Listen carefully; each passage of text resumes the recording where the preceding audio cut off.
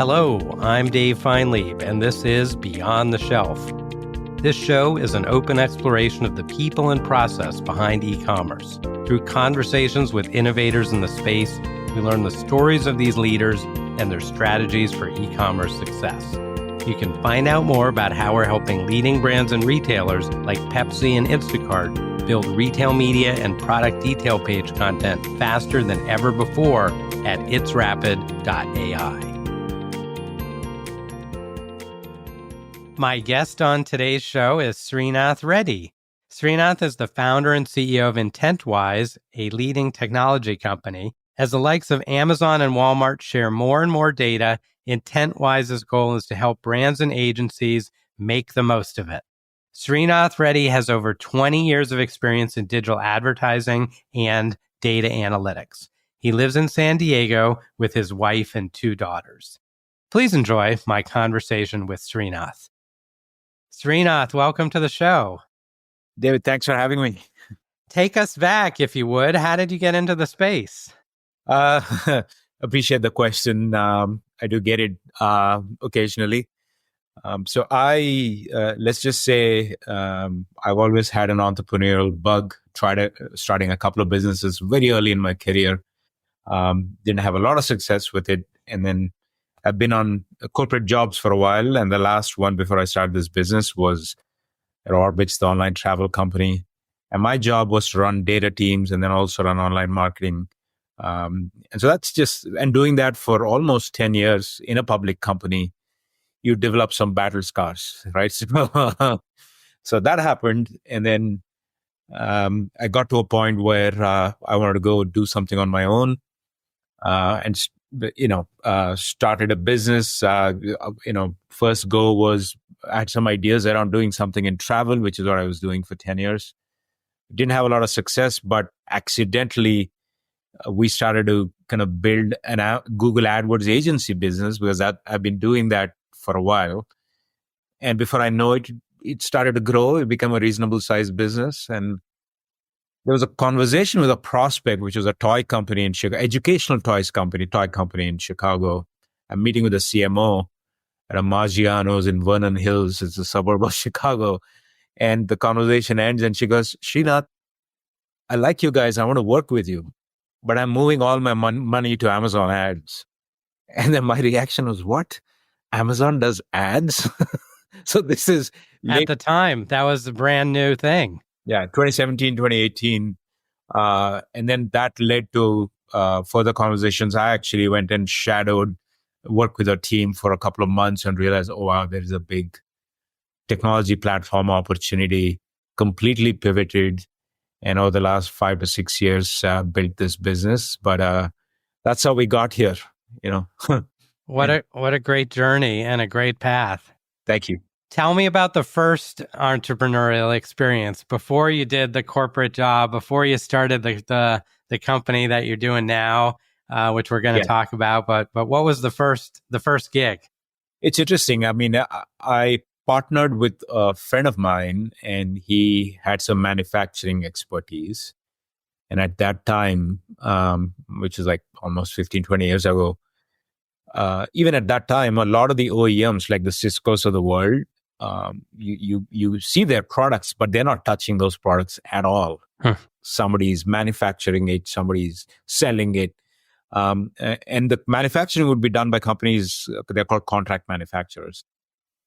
There was a lot of friction in the communication between the OEM, the likes of Cisco, and the contract manufacturer. Yeah, you need to produce this many, I'm simplifying this, but you need to manufacture this many units by week over the next 6 months. And any breakdown in that communication results in pretty big inefficiencies. So at that time, our big bright idea was to build collaboration platforms between those two entities, right? To make some inefficiencies, actually make the process more efficient. We ended up raising some seed capital. This is like late 2000 December. And by April of 2001, I mean, let's call it shit had hit the fan by then. And then it became obvious that this is not going to go anywhere. The prospects we were talking to are laying off a bunch of people. We turn around, return the money, And that was the end of that gig.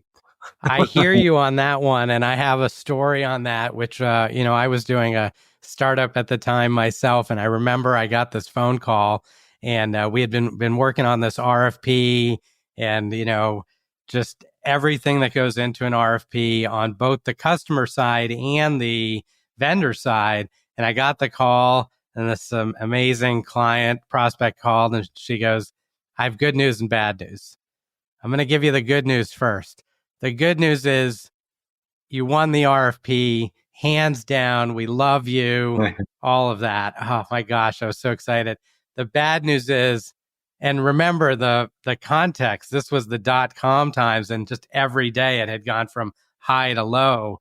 And she said, next Friday is it for us. And so we wouldn't be able to give you a contract. And I was like, oh my gosh, I'm so sorry to hear that. And but it was that time where you had that going on. So 100%. Yeah, it was a short time frame. Learned a ton, but also just timing was just nuts. Was tough. Yeah. And now tell us a little about Orbitz. Obviously, many listeners, all of our listeners probably have heard of it. Will you talk about kind of the data scale and the size of the kind of challenge and opportunity at a company like that?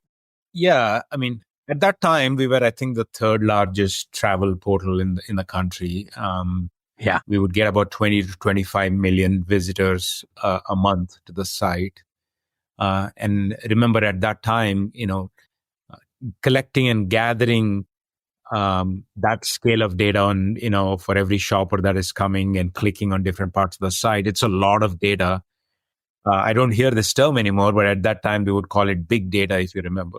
So the first thing I went through as we ran the data teams was just collecting every possible action of the shoppers on the site, right? And building the infrastructure that can actually collect that scale of data. And then the second thing is, okay, how do we leverage and optimize this, or leverage this for optimization? And the obvious area was advertising, right? So spent a lot of time extracting value from all the data we have collected, help build a bunch of machine learning models around it, especially when it comes to advertising around bid management. That's an area that we had a data science team building out machine learning models. So a lot of, I would say, an experience of collecting massive amounts of data at a time where there's not very much off the shelf that you could use to do it. So we had Hadoop clusters internally. And then thinking about usage across the organization, because at that time, advertising was one component, merchandising. I mean, there's just lots of different. So where do we see the most value in exploring opportunities there? And the obvious area was advertising. So I actually moved into the advertising and managed the online marketing team for that reason. So I went from like data collection, data infrastructure person to thinking about online optimization at scale. And for listeners who, of course, we're all hearing about AI now. You mentioned machine learning. Just parse that apart for us. What is machine learning? How does that relate to analytics and AI and all these different terms that we hear about? Yeah, I mean, the way I would describe it in simple terms, by the way, today, very rarely do people refer to it as machine learning. It's all called AI. Yeah. So it's, the way I describe it is like vast majority of us are used to taking data into a spreadsheet, running some pivots, and a select few are probably running regressions. You can do that in an Excel spreadsheet if you have a solver plugin, right? That more sophisticated use you get out of Excel. But the process of doing, analysis with pivot tables and all of that is limiting in a couple of ways. One is oftentimes in our world, a particular outcome, let's call it sales of a product on a place like Amazon, it is influenced by lots of different factors acting all at once, right? Pricing, advertising, inventory levels, competition, all of that, right? So there's multiple factors resulting in an outcome, right? That's one thing. The other thing that happens is that relationship between these factors are very rarely linear. They're always nonlinear. Both of these are very difficult for a human mind to figure out and analyze and get good outcomes. We were very good at understand, like doing analysis on one or two factors. And a lot of times our assumptions are that the relationships are linear, right? Machine learning is a way to circumvent that, right? Or get around that. How do you understand multi-factor impact on a particular outcome? How do you also tease out relationships that are not linear? All that happens through machine learning models. I mean, it's been put to use for so many things around us for a long period of time. I guarantee you, like weather forecasting is a classic example. There's so many. Machine learning is not new, right? Like it's been around. The only difference I see in terms of machine learning and AI is a lot of times, in most cases, machine learning historically has acted on very structured numeric data, right? With Gen AI coming in, there's a lot of AI being applied to unstructured data like text, voice, audio, images, that type of thing. That's the big switch. One of the big switches that has happened. Sreenath, you have a real gift for taking the complex and simplifying it. So thank you for that. It's a great explanation. Now, you started IntentWise 5 or 6 years ago now. Tell us about the company and we heard the foundation story, the origin story, but would love to hear about the growth in the last few years as well. Yeah, it's been a super interesting journey for us. I mean, we started off as being an ad tech platform, right? But remember, we are people who came from the Google and Meta ad management space into ads, right? And so we brought a lot of similar thinking into how ads have to be optimized in our early years, and which was fine, right? Well, the industry is still growing, lots of new things, everyone's learning, and that's all fine. But along the way, we realize something. I guess looking back, it's too obvious, but along the way, we realize something very important, which is unlike how you manage Google ads and Facebook ads, where after a shopper clicks on an ad, they land on your website and you control the entire experience, including pricing and packaging. You control it. In the Amazon world, when you click on an ad, you land on a page where you control very little, right? And so the point being, if you're going to optimize ads on Amazon, it has to factor in all other retail elements as well and so it's no longer ads acting in a silo, right? You have to connect the dots that influence a product's performance in a channel. So, and then the next step, okay, how do you connect the dots? Well, it turns out that all these data sets from different parts of the channel, like sales, operations, pricing, and promos, is very fragmented. So the first order problem is collect and organize the data so that you can eliminate the basic blind spots. So what that led to is given we being data people, me and my co-founder, we always built the platform with a strong data foundation underneath. That's just, well, what we did not realize is that strong data foundation is a product unto itself, right? So we have the ad management platform.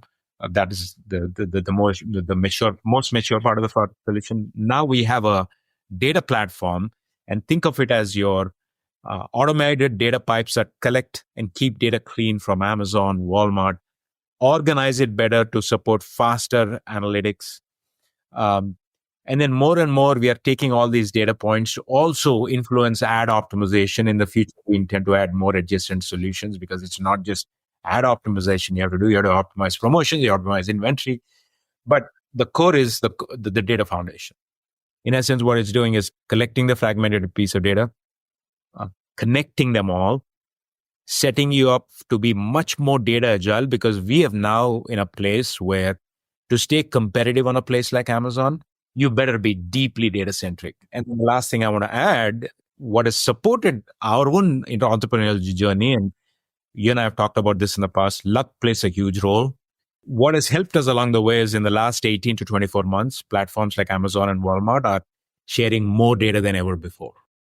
Two follow-ups on that. One is, what is that experience then like for a user of your product? Are they getting reports? Is it automated for them? Or, what do they sort of see as a result of that? And two, you mentioned that the retailers are now sharing more data. Would love to hear kind of more about that.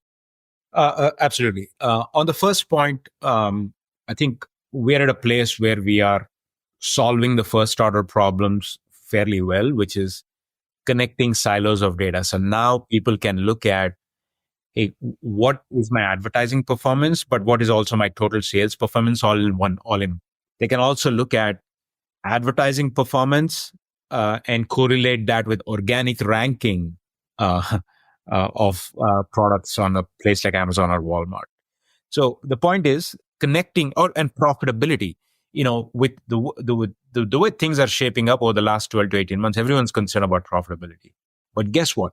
To understand unit economics or profitability at a product level on a place like Amazon or Walmart, you have to bring together data from 25 different reports. Well, we're doing that work to help you get to a profitability view much faster and something that's more reliable. So I would say, in the data world, I've always said, like, when you connect two data silos, magic happens, right? Just connection, nothing complicated. Just connect them. You see something new that you didn't see before. That's been happening, right? And I think the future opportunity is we can get more and more sophisticated. Like, how do we apply machine learning to address harder questions? What is the incremental impact of my ad spend on total revenue? And that's not connecting data sets. That's doing some modeling work on all. So that's where we are headed in when it comes to data analytics. So right now we are more comprehensive data, ownership of data, better reporting, and faster report build out. That's also important, right? On the second question, like new data sets, I think increasingly these platforms are certainly making it easy to access the basic data sets, which is advertising and operations and all of that. But what's even more interesting is someone like Amazon, and you probably are hearing this a lot, the phrase Amazon Marketing Cloud. They've launched this a couple of years ago, where they are sharing extremely granular signals and shoppers and their actions with all the advertisers. David, if you shop on Amazon, you get a user ID, right? And against that user ID, they are tracking, which product did you go and see? What product have you added to the cart? Like all this data has now been shared with advertisers, right? Now it's a clean room, so it's privacy safe and all of that. It's a granularity that people are not used to, right? So it's both a problem and an opportunity. One, the opportunity is there's so much you can do. The problem, and hence the opportunity for companies like us, brands and agencies need a lot of help figuring that out. So there's so much you can do. It's a feature and so much you can do. That's the challenge and the opportunity. I love it. When you think about kind of your customers, tell us what those look like. Are they mid-market? Are they enterprise? Kind of what stage are they at in the evolution of their commerce journey?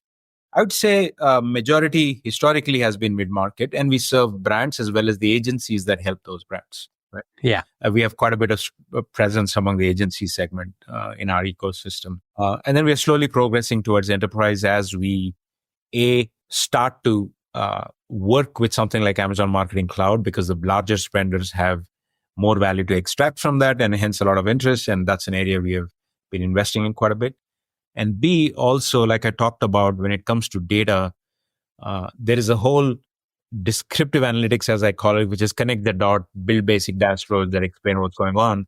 But there's a whole predictive universe of, now that you have this rich data, how do we predict outcomes? And that's where the enterprise starts to get very interested in. So between AMC and some predictive analytics work, we are seeing increasing traction with enterprise. And tell us, if you would, is there a recent customer success story, a customer anecdote, something that comes to mind where someone has worked with you to take all this disparate data, put it together, and said, "Okay, I've got an insight, I've got a step change in the business." Yeah, interestingly, I just came back from Amazon's conference, Unboxed, which is their annual marquee advertising conference, and they've talked about one of our case studies multiple times. And I guess I'll touch on that. We have a three-piece seller that is a publishing company, been around quite a bit in the ecosystem, and certainly on Amazon. We talked about Amazon Marketing Cloud. One of the insights we were able to extract for the first time was they have a portfolio of like 2,500 products. And in a way, they're all being treated kind of equally, being given the same return on ad spend targets and things like that. But what we are now able to do is understand which products actually drive higher new to brand customer acquisition, and also understand which paths in terms of media exposure drive the highest new to brand conversion and redeploy ad spend accordingly and emphasize spend on those 12, 13 products and the media parts that drive the most new to brand acquisition and spend more, right? So we reshaped their spending strategy and started to really accelerate that true new to brand acquisition, which the measurement of which was only possible with Amazon Marketing Cloud being activated. You're fresh off Unboxed. Other key insights from the event this year?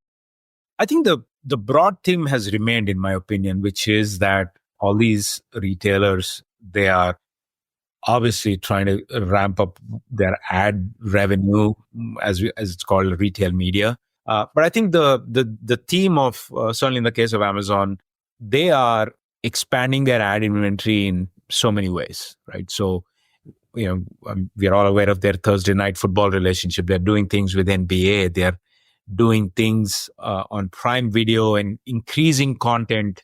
And I think what it does to their ad businesses is just dramatically elevating inventory, right? So that's one aspect, right? The other aspect is you could do that, but you need to be providing like really strong measurement tools. And they're doing that too with Amazon, things like Amazon Marketing Cloud.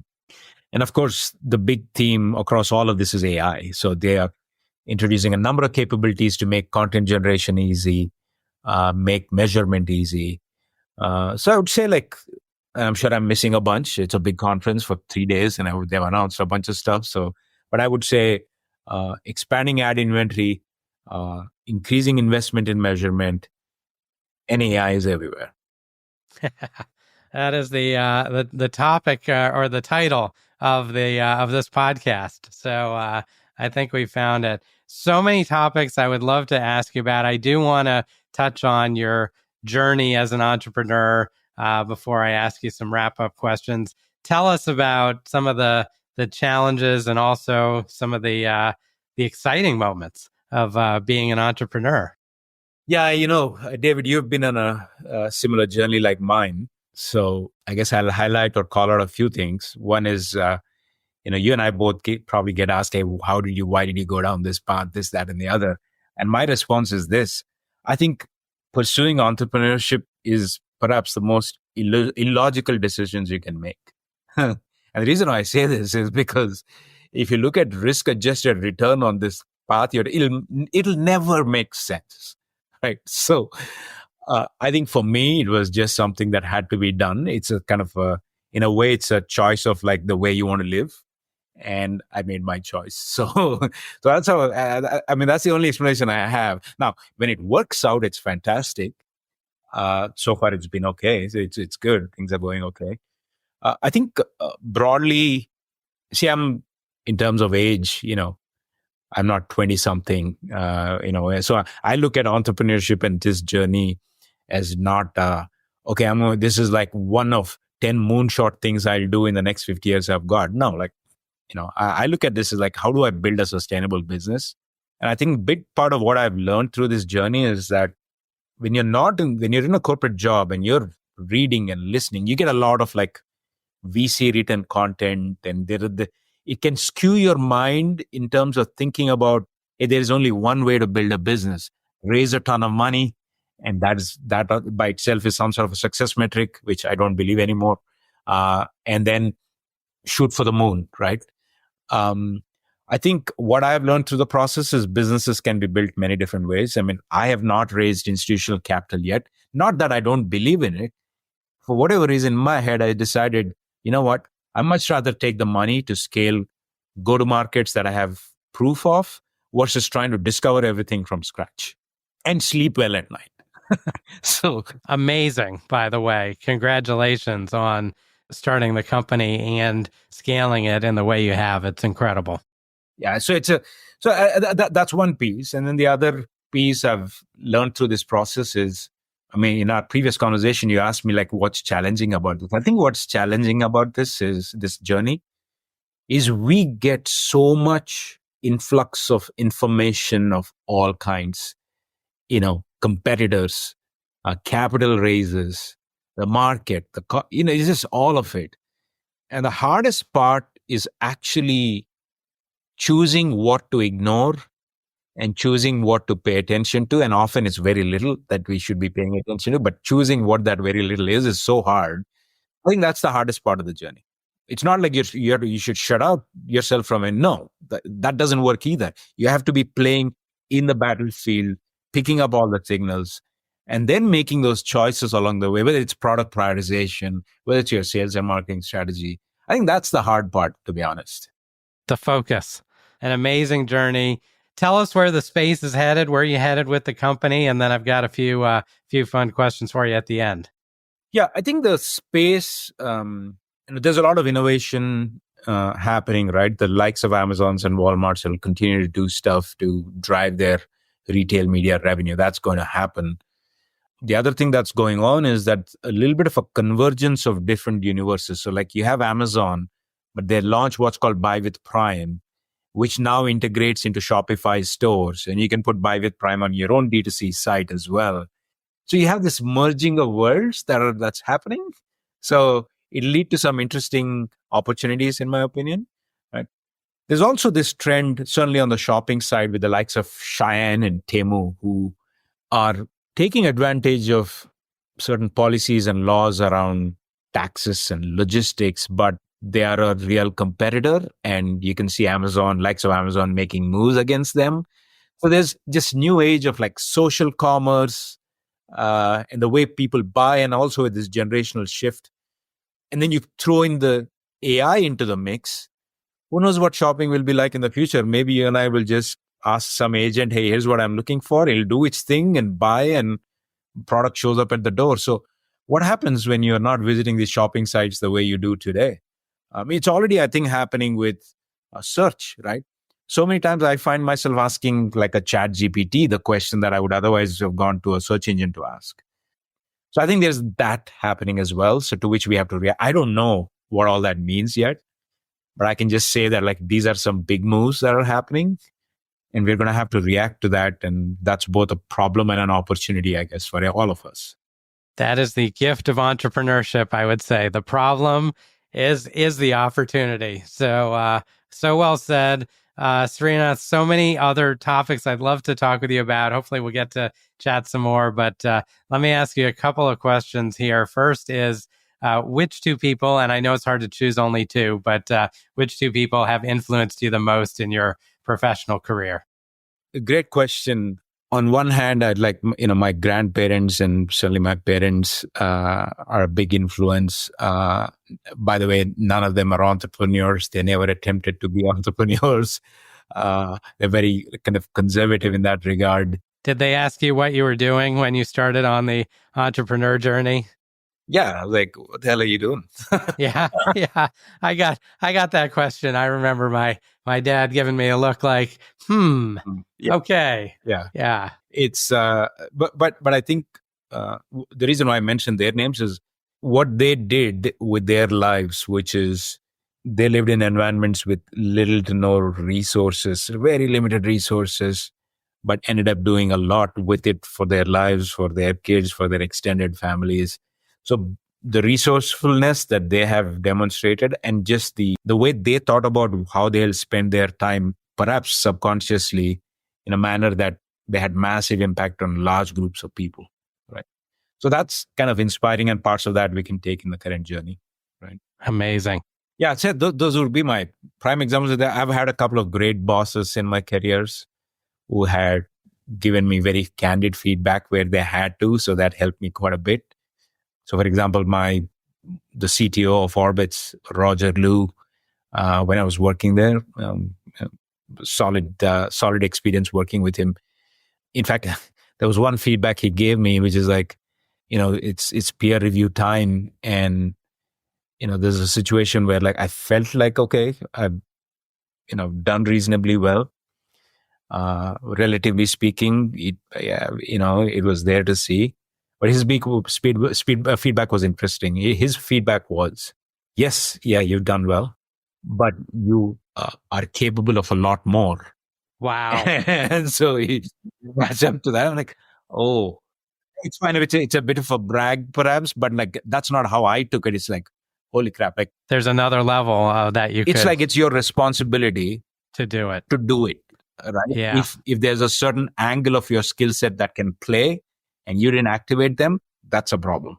What a great insight. Great sources of inspiration, great stories. When you do get time outside of work and family, what are your favorite hobbies? What do you like to do? I just walk. That's my thing. I don't know, every free time, no matter where I go, I just walk. I just, try to walk 5-6 miles a day. And that's my thing. Take in the air, take in the sights. Do you listen to podcasts while you're doing that? Do you use it as time to think, or how do you use the time? Definitely time to think. Yeah. Try to stay away from a device. And even when, visiting new places, I just, that's my thing. I like walks. Congratulations on all the success you've had with the company. If our listeners want to reach you online, what's the best way for them to do that? I'm super active on LinkedIn. So just check me out. And I'm putting out content that's largely educational. So hopefully it's useful. And then if, direct email would be Sreenath@IntentWise.com. Sreenath, a pleasure talking with you today. I learned a ton. The time flew by for me, and I hope we get to talk again soon. Sreenath Reddy from IntentWise, thanks so much for taking the time to talk with me today. Appreciate the opportunity, David. I'm glad we met a few months back, and I totally enjoyed the conversation.